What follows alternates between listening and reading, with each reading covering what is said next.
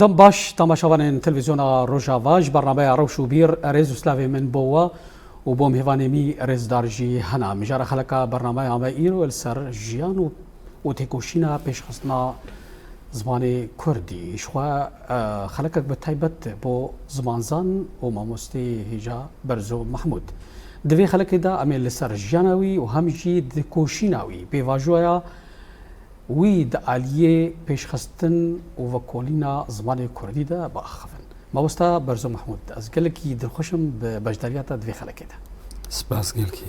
براسی ماوستا برزو دماکو چند کسایت هنا براسی دل بامن جی پرز رزگرتنینا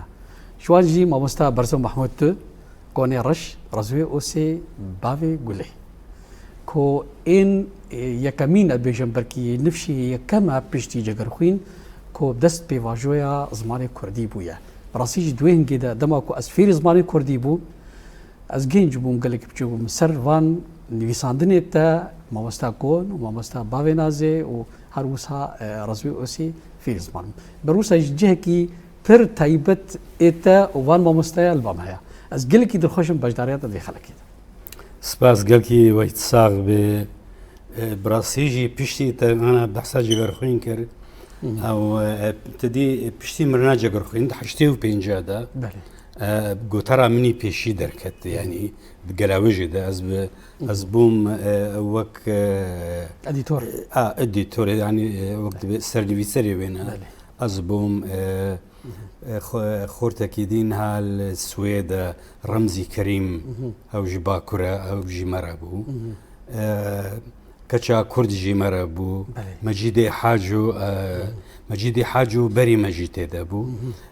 هجمارا حشتا ما بفرا دس بيكر بس جيكي حتى حفتا غوفارا قلاويش از نتي دابو ممكن نيسانتي نيسانت از نو از هن من الحلبة تخوند يعني من جامعة حلبة طوال بشتي أزهاتم أشو معسكري بشتي عسكري بري ما مستعمي أزنو هاتم أو نصر الدين أستاذ نصر الدين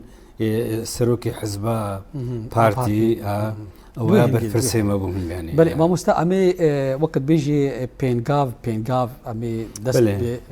بيواجويا تبكن ده صالح هزار ونصد وحفتي وشيشان ده هينجي دسبيكا خورتان يعتبر جيج بو اتحادي بشر قامشلو وتدست خندنا خوي دبستاني كر برزو محمود دما كوب درباسي بشر قامشلو بو روشا چانداي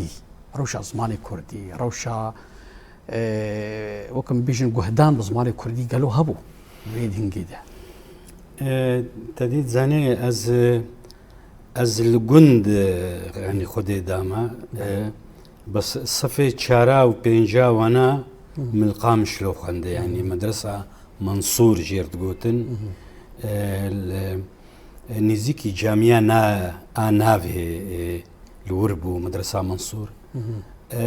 وقناغة آمدي وقناغة يعني وك أمبيسانوي يعني أو جي من الفر خلاص كردو فرات شو محلبي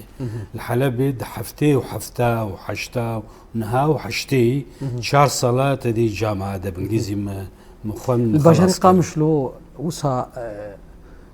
نبو وقم بيجن جانكيشيك نبود علي زماني كردي ده الباتا بيدا نبو افتشتيا نا ام زاني چلو از چما چوم زماني كردي اف مثلا هنكي مالباتا ما بي مجول بو بابم يك جوان كسي هلبستين جگرخوين قالك جي ازبر كربون جاش خورا سجلاند بود تدي هنجي مسجلها بون تيدا جاري جمر دنجي خداني سر كسيت حسان ما ظن ببو هناكي يعني بس كيفا وينا قالكي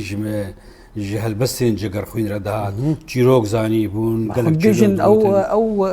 بهدانا زباني كردي يعني بيجن زماني كرديش بشوكانية ترى أجمال باته از جيكي دي ده بلكي از ناب أفبر زبان جيكي دي بام يعني تدي مالبات قوامد حفتي ويكيدا شو كردستان عراقي الجامعة سليمانية أدبياتها كردي خوند لورد خوند ها نبي خوش كاتب شو ماموستا كتشا كرد أمينة يعني فينا أمينة عمر كتشا كرد نبي كتشا كرد إنجي كار سياسي جيت كر براستي مالبات أسكشان ما في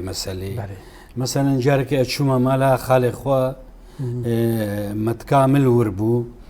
قولاو كافي فيديواني جفر بنقلين عليكي ديتر مبان زارو كاكر يقولوا قرانا يا مش خا قرانا في ما ولوا مفكر قفا مجلته دنا او مجله ملوانري رحمه بزماني كردينا بس بحرف عربينا اف مجله كردستان عراقي بون يعني روجي كردستان هين الجمنا زرابي صوراني زرابي صوراني كرمانجي جنكي تدا ابو يبعدينا اف زاني اف مثلا هاني هيش از بزماني كردي وبس مثلا هل بس جينا كي شد كرجاري اختي صفي ده يا زهابهم بري وينام الطنبوري ده رسم مشيت كر رسمي مجي هن لو حق دويم معنا يعني افكارها بيتر كاركي هنري بو لجا وقتي من الطنبوري ده بابي متقولها بدش في شغل ودك طنبور فانجي ما مزده اشتري دقو بدش في كاري برده افكار نادي دقو طنبور نادي جاهين دبالام ده جارنا ولو كان يجي بيقو انه نادي جارنا اسخورنا بينم يقل طنبور يدن اجي وقت بابي خوشوارد بي لا والله ما انا كاري طنبور ما انا كارين يعني ولو تقول انه لا وشخوره الشقي دي بخونا موسيقى نادي يعني تم مستقبلي بينانينا بوي معني طبعا اجا از براسي صفي أصدها بو عند ولو وقت بريار نفراخو نفسه خدا مقو أزي أدب إنجليزي بخينم شما هنغاني جي مقو زي أدب إنجليزي نج يعني جبوي هم جبوي وكار يعني استيدا كاركم عاديتر آمني آسركا أرمان جامع قسكاربم دريا إنجليزي درا زماني كردي بخينم فيجا يعني عود بانا مذهبو براستي دما الصالح صاروا نصدوها شديد دماكو از بوردكم شو شامي بيجمنا زان حلبي مخن الحلبي حلبي كرتنجان داني شام براستي دي كرتنجان داينا شام داني بون شام نا وناس حلبي بلكي بشاشي شام اشوم شام يجي الشامي قول اجى هذالي مقول يا اخي تلقاه مشلو شام هنكي دورش توري حلبي تيج حلبي وري حلبي تيج تخافوا هست حلبي رابو ما ذات حلبي هذا شوي او قناغه زانكي بيج واصل الحشتي روش زانكي خورتين كردا خوندوانين كرد وسا روشا چاندي اسماني كردي قهدان زماني كردي تمام خوش تزاني ما يعني عمري ما بلكي بشتي 10 صالاجي جنویساندنا کردی نو حواله مزانی ونگس کردی اتخوانی مدنویسه چه بو چما یا وهنگانه کسیب کردی ولو وقت تشتكي انه قدغيا يعني عادي ترجي قلق جي يعني وكيكي يا اخي ابنائنا يعني علمك تبي خدي نابي يعني ولو فكره ولو غريب وسر خلكي يجي بس ما تايبتيك ويل الجماعه بو مزاني قيمتك ويزاني بو از اشترت تشكيدي بيجم الجماعه حلبي بوم صفي شراب بوم داوياوي اتشوما افادي برتقخانه افارسي ولو يعني وك عربي بفضول يعني بلي. كيف ما هاد مجوز هرم كافارسي شهيته ده برتقين وينا اش الور غريام ياو از بسر برتقا كنا افادي بولوج غوفارا مجمع علمي كردي كوري زانياري كرد غوفارك اولو مظن دور 1000 روبل يوم مخن از ولوم الهنري ياو اف كرديه از هر مفكر تمام ياو از شنو بكتب جفل بكي زرافه كرمانجيجي بهتر تجي كرمانجيجي تذهبوا هناك عربي تذهبوا بلا بهتر صوراني بو سوراني جي اجي المالي هناك خوامه وقالك زاني راديو جي مقالك الراديو تحسن لابغدي يعني من هناك مثلا تقول لما وي رابردو تقول رابردو اجا مجاري المالي تقول بابي ما ولو حنك المذكرن تقول تشكوفات شي زاني از براسي ولو مخند يوم غريب ديت يو اجي فكريم بقول انا از كردم ومتدي كرديتي هنقان يجي وقت بيقد غبو ما كاي جا از تشلو از بيجما خديه مكتبه تدي موظفه وينا انه از فيكتب بما مالي بخيرم عجبيه دائما نادم والله انا مغوزهرم جمع زجير بيجي ماش مشكله والله شو مجير اقول والله بدي الكتاب هذا جو جمت هي بطاقاتي ناس نماتي خوندني هبو هنگني مكتبي همغو هيا جو كبدم انا او برتخانات دريزان جيدو دريزان جيدو وري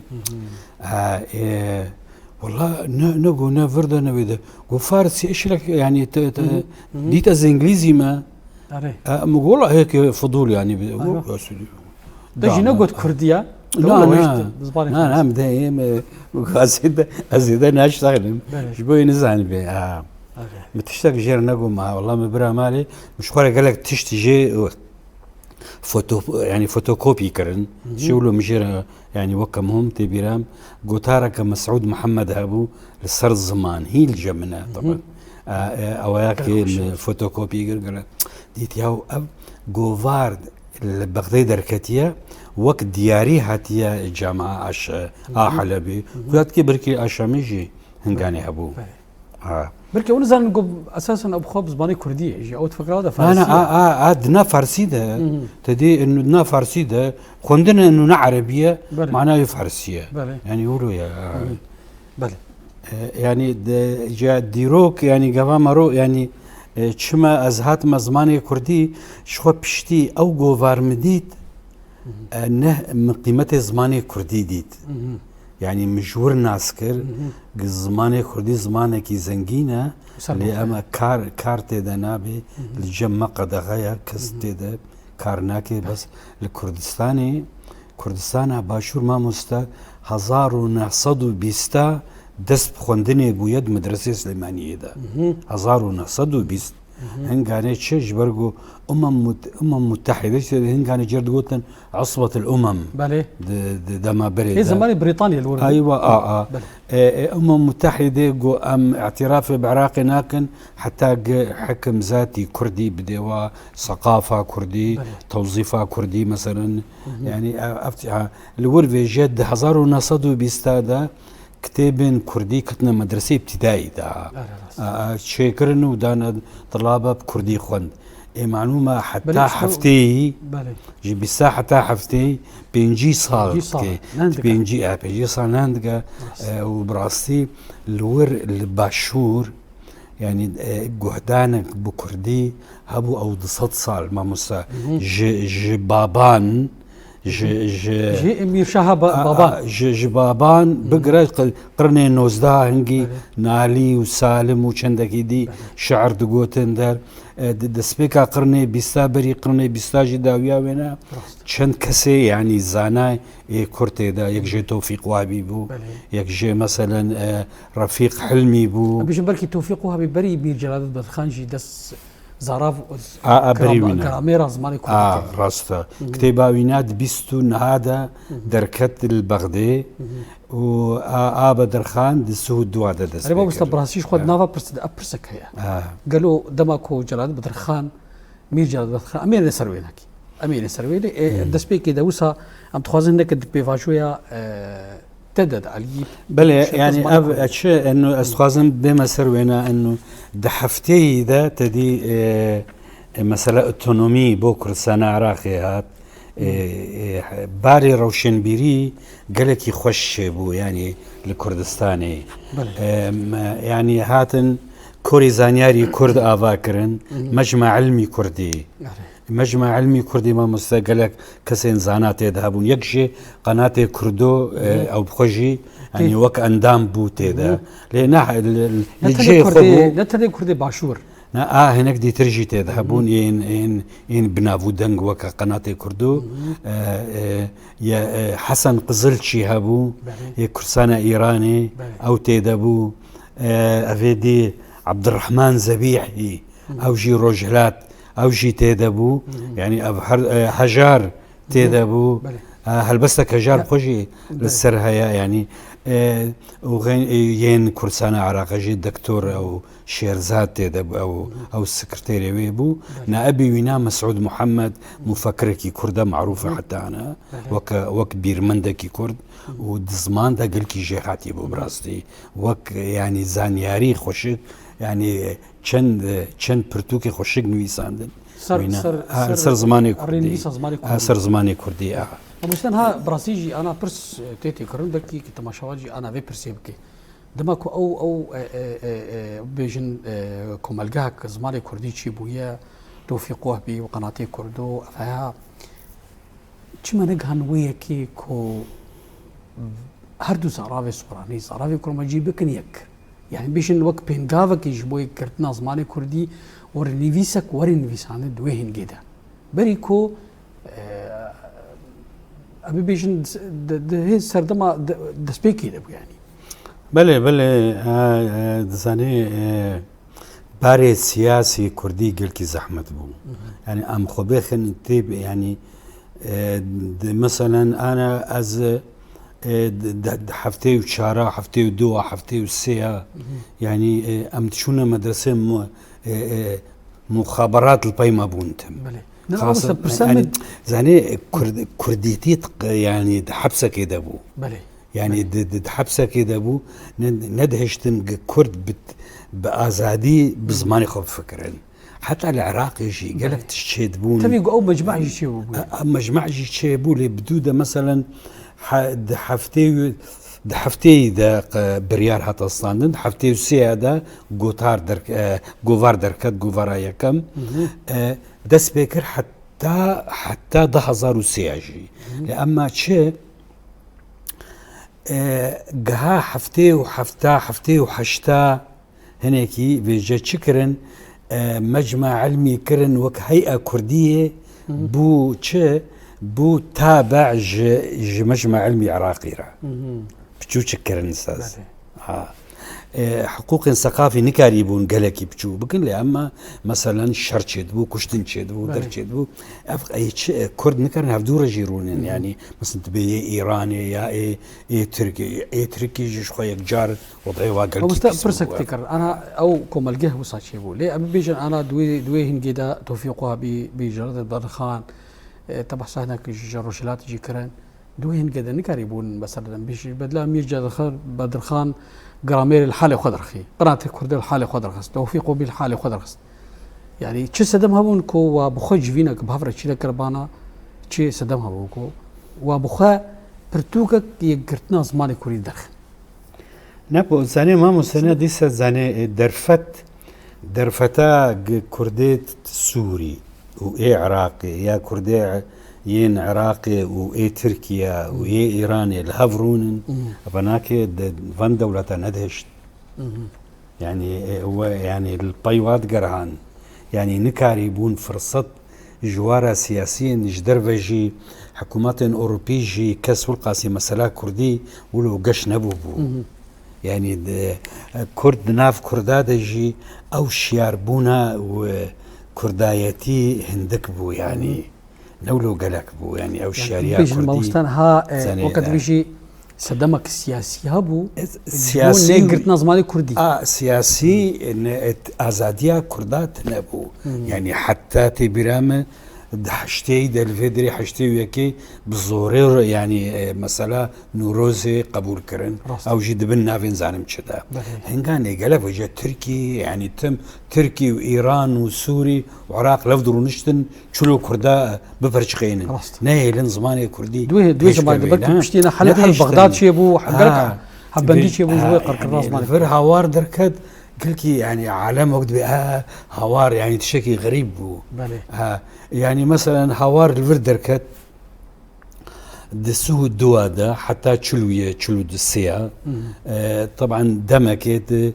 دسوه بينجا وادا حياه حتى تشلو يكيجي نا يعني سكني الفر مثلا اسكني بحسيام قهوار حيا السوري دحشتي يكيدا نوم بيست قهوار حيا بيشتي دمك يعني حشتي يكي انه او ناجي تشبو نوم منوغو يعني حركه كرديجي ضعيف وقريكا افتشد بخورتا دابانا ناس كرين راسيش خم تخصص في برسيبك مع افقرس بوناها قلك ابو ما مثلا ما قلاويش دارت خص ارمان جا متشتكبو ويا بارتي تشتكي بو شلو بارتي انه ولو خلكي بدي ناس كرين انه فازماني كرديه يا يعني ولو تاني نبصه راسته يعني مثلا جارنا متقول يا اخي امي كسنا خورتنا بكالوريا ستاندن ام بشين السوفيت برا زماني كردي ور بخوينن هنغاني هبو زماني كردي ادبيات كردي يا اخي برا الروسي بخوينن برا زمان ناسيه بخوينن يعني جوي ام كاربن زماني خو بعلميات بدن خوندن والله بامانه اذكر اما جارك مش رحمتي كمار قلت راسي ما مستسر مثلا منحة بركي حزابك بارتي كردارا بركي دقاسي هابون جلدانا شل منحة تبيرامه جاركي شل منحة هاتش بارتي كيرا حموها شو دكتوري خواند بيطري خواند زراعة خواند او مثلا لو جهدان زمان كردي نبو او يعني ام بيجن او نبو او شياريا في مسألة الجم بارتيين كرداجي نبو مشكلة يعني اوجي تشتكوا يعني تيجي فيرا بيجي دوفرا تيجي تبسكري ما مستزاني شباب خيايا اول سر ازاديه وان كساد هشتن يعني او سر حريتاوي دهشتن نهاري تشي بخوين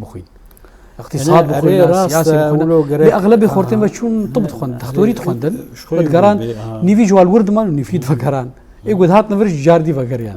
مخابن لي قرقا وك بارتي او من حجوار هاتن قرقا قلت ما نيك ديروكي بخوينا زمان بخوينا برا وك مرج شرداني بانا انه يكي هاري بخوينا دفي في خوندني بكي بله ما بستا انها بيجن بشتي كو بشتي نوتو دوا وتزجين كردي شيبو راغاندا كردي شيبو تقنيتا هاري مازن كتافي جهالي دا وك بيجن تورايا جواكي خرطبو او بيوندين او قد بيجي تواصل اجتماعي او سينوريكو الرجيم البيشا بارتي كردات دانين البيشا كاسيتين كردان نما قالك تبقر ولف شيبوي وبيجن قالك جارا وك دفرنا جفين شي بون كونفرنس شي بون متهيبه زمان كردي بوتشي دوين دمانوشن داو ابر فرهيا غوتشيويه دي زي قرتنا زمان كردي شنو شو كلام شو زحمتيها يعني مشكلة شيء نوتو دوادا تدي مثلا كردستان عراقي او كيشيا كردي هناكي بلند بو جياني دا سوري مجبور هناكي كيم كي تركيا كيم بو دفردا ديسا كردستان يعني وك دولة نينا يعني ديسا وك كرد يعني بداري زوري يعني تخندن ولو يعني جوه ندانجل كيفان حكومة جي لأما نكاربون زاني مثلا اين سوري نتشونا عراقي لهججي نوكهفو افجي بخو بروبلمكا جرجانا اول ساعتي قلت رولا بارتي سياسي بخد في كده هبون انه يقرتن شي نبو يجي صوران واجا حتى زاني فكري نتوي كردي قلكي لاواز بو يعني فكرك طنق بو فكرك نزيكي عشيرتي بو حتى نهاجي هنكي هاي ما مستوى والله يعني هنجي كسني سياسي كردي وك عشيرتي الحزبيات يدنرن فهاجي التعدي حتى انا هاي التعدي الروشنبيريا كردي جيتكي والادبيات كردي جيتكي يعني ده جبر قوت زاني يعني الجمجي انا مثلا يعني قشبونك شيبو بس يعني كرد ولو او تبيجي مثلا زمان ده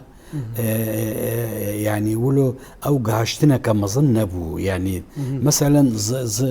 زمان ناسي جيرد بي يعني علمك جيرد بي انا مثلا ام بمحامي اي محامي يكولو والله يكي زانبي بيشتغل بمحامي شنابي علمك دبي علمي بخوني حتى كبي ثقافتك كان يعني زمان جولويا علمك زمان هيا قلتوي زمان توي علمي نزان بي تنكر يستر زمان يعني انا قلك جرى برتقال دبي فلان كس فلان ملاي كتابك شكريا تشد نريس ما مستقرك جي شاشه يعني شي نابي يعني غلطه يعني لسه بنجن زانستي هات عليه دبي سر بنجاك زانستي لسر بازك زانستي وقو شاوا مثلا اوروبيا وعربه فيداويه او جيد سيرفيري فيري بازي زمان خو بيش خستن ما مستعمي تماشاوان الربيجن شخوا تماشاوان تلفزيون روجافا ام دخوازن كوج ورا بيجن كو ما مستا برزو محمود تا 26 برتوكي وين هنا بيشم د سالا 2005 ده كم برتوكا تحتي شاب كرن رينويسا بايفا كردي تشابا يكما بيروتي وقال لك عربيجي هنا اخويايا نحو توحيد اللغه الكرديه لسان الكرد في مرآة التاريخ القديم والحديث برتوكي دروا 26 برتوكن لخويايا حمونا تشاب كرن ما مستا شندك وك لسان الكرد من هين شاب دكيريا لسان الكرد في مرآة التاريخ القديم والحديث بزمان عربي شيب ويا جاهزه ليه شاب كرن وك هيك رش نفيسه حسيت رش نفيس مخطوطه يعني وتن وقت بيجي عليه رشن بيريد شو برتوكيت هنا مثلا انا اباديجي الوعي القومي الكردي في ماموزين افزوده بس والله فازي ايش من ديانه توي كردي ماموزين حفتاد النوت الشاد ما مستوى ترجمها وك ورقان ترجم يا ورقان تورقان دي فهذا شكليه جي انجليزي مكري عربي انجليزي بل ما وصلنا برتوكاتا هولين ستاندر كرنا كرمانجي هولين ستاندر كرنا زماني ستاندر كرنا كرمانجي بخازن حوالی می در هنر بین بر شاشی ما مستعبا نافرو کای برتوکی مرود کاری وساتیج تماشاوان بیجی بنافرو کای چیه لسرچ داخوی ستاندر کرن يعني قرتنا زمان كردي بفي هواي بفي وات هي ستاندر كرن او شويك يكيتيه يعني شخهري يكيتيه زمان دفي بريا ستاندر كرني بي يعني ولو يعني نوك مثلا بارتي وبارتي مثلا احزاب وكنسانه ويا زمان اسس هر زرافك يعني هر لهجك الجور سيستمك تيغوت يعني الجور سيستمك افاد بي يعني دشما بانجليزي دبي language is a system يعني سوسير دبيجي چه برهمه اجواکه برهمه اجواکه د دیروکه ده يعني بهزار سالا نفشين شوي اف برهمه تماما يا هاتيه غايما بله وجا نافبرا ما لهجه مثلا زرافه كرمانجي والسوراني هند جیاوازی هيا او جیاواز تاني جرامير ده ريدا الجرامر ده شوا انا زاني دفردا انا قوا ام السر زمان سكنن د آلي هنا آليك جي فرهنگا بيف فرهنگ بيفا بله او بيف بري بكفي اخافتني ده بري بكفي رستي ده هر بيفك الحالي خو مثلا فرهنگ ده معناه يديني لفر يكي فرهنگ تمامي ازبر بكي ديسن زاني زمان دوي چلو فان بيفا بافكي بله او بافكرن او رزمان او رزمان تدي جيرت بجن سينتاكس جي رسته سازي چلو رستي چيكي او رسته جيب اواي فرازه مثلا هي اول دوفرا دبي رستا بيجا افاكرنا ام خلاف يعني افاكرت سروي اوايد اخفي سروي اوايد تمام بالضبط مثلا صوراني دا أمكارن بيفين ما ويوا لناف هف بخن تشتك نابي لأمي تشلو والهف صواركن بروبلم دور دايا بروبلم دور دايا أري دور هذا كوبالجاه زماني شيء أري مثلا يعني مثلا الجمع نيرو ميد زمان دا هيا الجموانين صورانينا الفر نيرو ميد شلو الجمع درت كافي دي إضافة دا وقتي أم بي مثلا كوريمن بس كتش نابي كتشي من كتشا من لا محل ميجانا ولد بيش يعني انا جم صورانه بيجي كتشي مو كوري بوكا او ايجاد بي ايجاد نائب كارتين ايب كارتين دبي كوري من وكتشي من مثلا افاليك مثلا انا داري سمان ده ما دبي كتشي من وكوري من نراستا داري سمان ده شلون راستا شلون راستا راستا زني ما مستوى آوا بچرنگی بی راستا آما بچرنگی بی راستا هر دو راستن لقفت بخيك اجا اف بروبلم درت كافي كامنا جارك مسعود محمد فرسين بله كونها انه يجبويا كتيا زماني كردي كات شد بيجي وفي داوي بكاني دا بري وفات ببي ده روسيا وان دابو دقو والله يعني يكيتيا زماني كردي وك حرب عالمية سيايا زحمتيه دقو هنجي زحمتيه ويانا يما برايام نوكوي ايما از نوكوي دبين از نابي نمولويا امكان هيا ببيك ليش بقوناغ يعني يكسر نابيك شي نابي يعني هنا تكاري لقوري قوناغا وليكولينكا زمان ناسي جرد بي ما مستأفا لايانك ترم سازيا كردي ترم سازيا كردي بلي أبناجي لايانك يعني وك بعربيا بجانب من المصطلحية الكردية ترم سازي أو جي زانستا دانينا ترمايا تشلو ترم درست بكي ترم چيا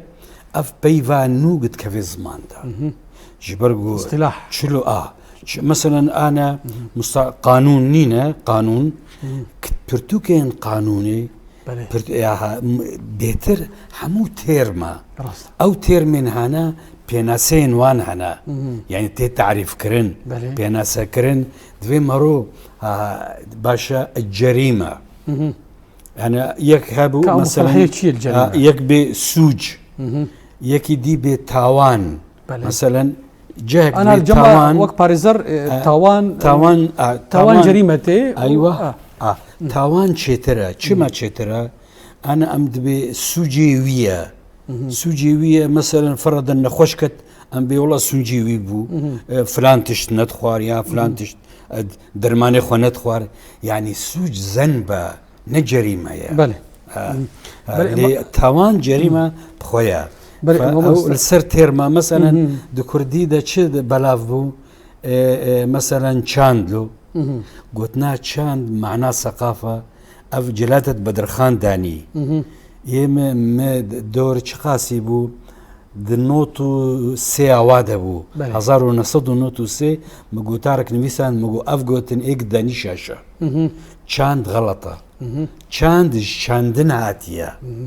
چاند يعني دبي وكلي كركي رابردو يعني فعل ماضية باشا اگر چاند ببي ناف معناه چاندن هاتيه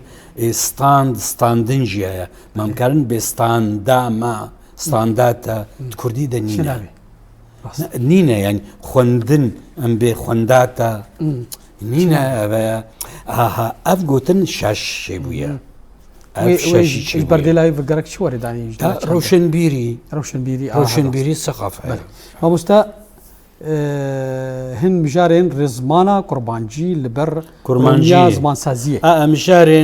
مجارين رزمانا كرمانجي ابناء زاني هن قوتاري مني كفن من فيساند بون وكلي كولين بون دن مثلا يكم قوتار درزمان دا 1903 برسيدا بلاف بو الجمنة طبعا برسجي ابناء مكوم كرن اولي كولين بري من فيساند بون هركي جاها كده یەکی چلو لێگەری چێ نابێ مکردن کۆم کردن کردنە بله کتێب ومجاري وهيكن ئەمیشاری ڕێزمانە بله بمستقبلات بعربي في سادي الرابطة ووحدات الإسناد في نحو الجملة الكردية. ئەرێ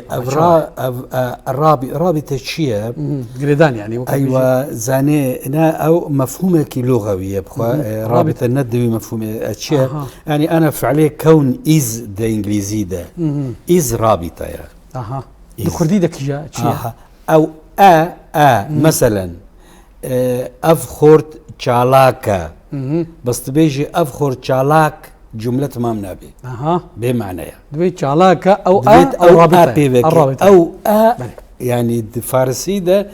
أجي هيا وأست جي هيا أست بله لسروية دوفدريج يعني جات كفن ده شلويا دزماني أفستا ده شلو هاتيا ده فارسيا كفن ده ديوان مسألة ده متمام نيسان دي سرا بمستا نحو توحيد اللغة الكردية أباجي زماني عربية بلي أبجي ليكولين بقرك برجرين بيه أري أبجي ليكولين برزجريكا تديش تدين نيسان بمستا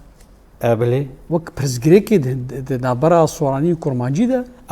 نوارا هر دو زارات طبعا يجبرقو يكيتي كرمانجي يكبوية صراجي يكبوية يعني هر يك تناخوا بس أمشلو هر دو كان يزيكي حفكر شبو أب سروي تشتغلي يعني في بابتي تشتغلي توجهها أمشلو يعني إنه أمي هر دو كاكناياك أمي واشلو نزيكي حفكر يعني هر دو زمان چه بأواي ستاندر كرني أبناجي دبينم ده چه يعني بدميرة إنه أمكار بن هر دو زارا مثلا الفيدي أم كرمانجي ددن أم سورانيجي بدن بله خرطس التلفزيون سوراني دي حسينن يقولوا هدي هي سوراني وكرمانجي نزيكي حبيبي بله ما مستا أبايا دنك سازي بله اف دبرتوكي دنگ سازیه هنا اف یک جوايا اف وك زانستا دنگ سازیه يعني دنگ سازی چیه بشن ويتشنا دوان يعني مستد شو جداهيدنا برا زماني كردي وزماني عربي ده عليه دنگ سازي ده يا دنگ سازي هم دي عربي جرد ب لغه الضاد او ضا يا ده عربي ده دنجين ضا ظا يعني دنجني قلو يعني حروف مفخمه كرمانجينين يعني لهنجي كرمانجي هم برايام السريه بزماني عربي تشني عربي جي كتنا كردي ده ولو دنجني ولو مثلا انا ام دبي مثلا هناك دبي صد صا ولو نص يا عربيه لأما أوجي ولو قلوب ويا هناكي بينما هناك دبي السد أدفهم جارد أزيد شيء اشتغل جارك برتوك أحمدي خاني دياريج مرحات أحمدي خاني بتيبين آرامين فيسان ده وقت جارد بتيبي عربينا عربي چند خورتا أو تيبي ها وجوهست بون تيبين لاتيني كردي اللي شاوا كربون قطع أو تيبات بيجي الصاد ناخذ بصد تيبك وكسين وكشيكا كتير شختك السرية أبا زرارة يتند زماني كردي ده نا حوجي جير نابينم بس حوجي شنو اگر ام دولت فرهنگ هذا هبي فرهنگ هذا بيفين ولو مثلا ولو اشاره هبي انه الصيافي جينا قلو جدبي ولو اشارتك السر هبي وبس بري برزو محبوب في الثقافة الكردية أبا شاو أفجي بعربي مقال من فيسان دبون أوجد مثلين روشن بيرية ده كوم كرن كتاب بلي موست شخوا تماشاوالين بيجا قالك تدي كتاب ميدينا اني 26 برتوكن جوانا تاني قبل بردستي ما مستهابون براسيم ما ديفيد كرغو حمو برتوكل بتربانا ما وقت بيجي ما بيشي تماشاوانا كربانا او يك تايبت جيرد في يك تايبت بس برتوكا دفي يعني او خلقك بتايبت اريد انه يك عربي تيجاه كي بهتر ناس كريم ما بنابيش هر خلقك هر برتوكا بر خلقك بشي درا جانا اولو شيء خبرته بلا بس براسي انا برتوكا تهيت 10050 درخست رينويسا بيبا كردي تمام يعني براسي ابا او هولك بوش بوستان در كرني انا او هاولك دوي برتقال براسيم زي ما تنايم يعني بان او برتقال البام هيا دما كنت شاب الجم هيا دراد ابو منا مكان بس ما اويا تشد خليك تهيبت جرك مرو سرشي بك براسي مشكلتنا جارك تبخازي مكان شيء ما مستا برسك بيج قالوا ام بيجن افزحمته كلاميك وجبو ستاندر كرنا زمانكي يقرتي زمانكي يك انا وكان بيجي يك زمان جبو حمو كردارا تدخل يا كرنكو هولدان قالك جيبونا لي او هولداني هانيك جيتيك دشن صدما وكان هاتا قلتي جداهيه وجوازيه دابرا سوراني كرمانجي دا يعني بيجن زازاكي تدوي وتايكو ام برب قالك زمان يعني بيجي زمانك كرما كردي وبزمانك كرمانجي وبزمانك سوراني وبزمانك زازي قالوا بوريات بله يعني اف برس غريك ام چلو كارن ام نزيكي يكيتيه ببن ام چلو كارن نزيكي يكيتيه ببن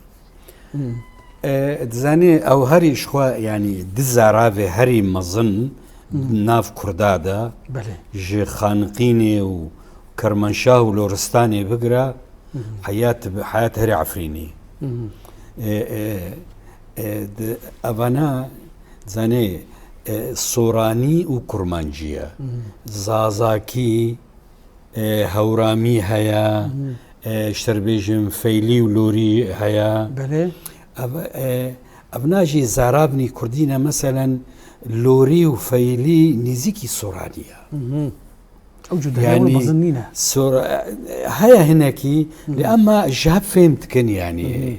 يعني يكي كرمنشاه كالهور مثلا جاركي الجامعة خورتكي إيرانية كردي إيرانية مشي برسيج سننداجة مقو أنا سنندج مقو سننداج تدي بيتر مكريانية واتي أردلانية مكريان بيتر أفاديتي مهاباد أون باريزغا أورمية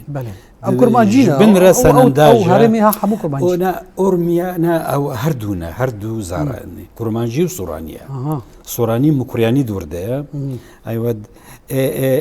قبلتي وانا بيجا باشوري وانا أردلانيتي هل أوجي أو زارافا بس ولو بتشك تشني وك مو غربي علو بيتره أو بيتري يعني أو يعني تشني وا أنا نوك هاف بتشكي ولو بتشوش أنا جراجي عفرين وكوبان بخشي عبد كنوان نفذت الشغل ما مستا برزو براسي دمامة بداويبو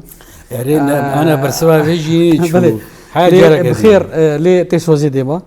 كو ام جارة دي خلقنا دي شي بكنت تبرم بروبلم نينا